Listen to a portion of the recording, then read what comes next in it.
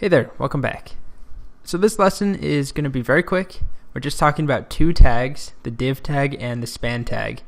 And we really can't talk about much as far as what they do and how we use them until we get to CSS, where we can style things. But I just want to introduce them now because I'm going to show you things using divs and spans in the next few videos.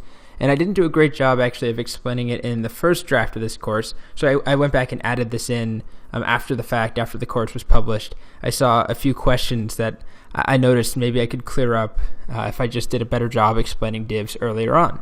Okay, so let's get started talking about divs and spans. The first thing I'll say is that both of them, as I mentioned, are not that useful until we actually get to styling elements. But what they do is they allow you to group content together. So a div, according to MDN, is just a generic container. So it's a way of grouping things together. As an example, I'm not saying that this is a div right here, but this could be a div. Just a box around some content. It looks like some text here, some images, and some more text.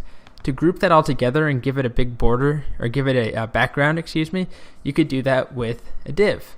Again, we haven't talked about how you do that just yet, but the idea is that you can just group things together. So you'll be seeing me use divs a lot in this course going forward. Let me just show you a quick example. So if I add some text here, and this is actually something that one of the students in this course pointed out in the discussion forum that I didn't know about, which is nice. If you just type lorem and hit tab, it will give us lorem ipsum, basically just a bunch of sample text, placeholder text. So I'm going to use this, make two of those, and then also I'll add in an H1. And let's say that this H1, it doesn't really matter, I'll just put anything there, but let's say that this is a paragraph, and I want to group these two things together, the H1 and the paragraph. Let's say eventually, again, we can't do it now, but eventually I want to have a box around these, a border, an orange border, but it doesn't include this one. What I can do is just group them together in a div tag, so div, and save. And if I refresh the page, or actually open it in the first place, it's not going to look different at all. It's not going to look like anything actually, because there is no styling for us to see.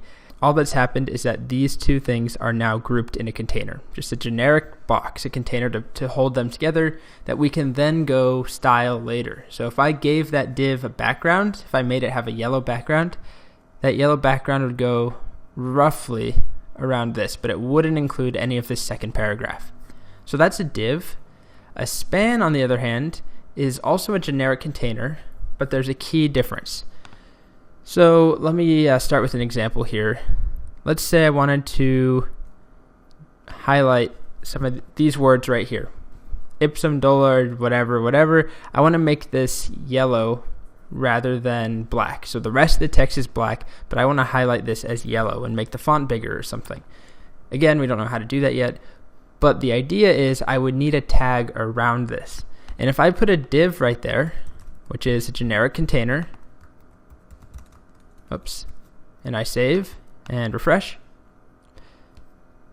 you'll see that it gets knocked onto a new line.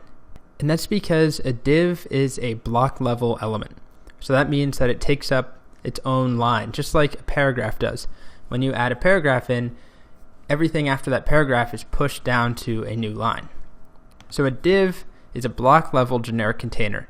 If I replace this with a span, this is not going to be impressive at all because you're not going to see anything really. You will see a change here, but it will just look like a regular paragraph. So I'm going to refresh, and there's a container now. There's a generic span around this content that's not doing anything. Unlike a div though, it's an inline container. So span is for basically grouping content, selecting content inline, and a div is another way of grouping content, but it's a block level element.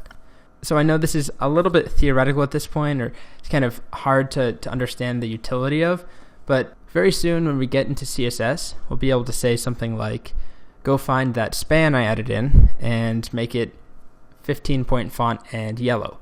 or go find that div I added in and give it an orange border, or whatever we do, and then we end up with an orange border around this content. All right, great. Divs, spans, generic containers. One is block, one is inline.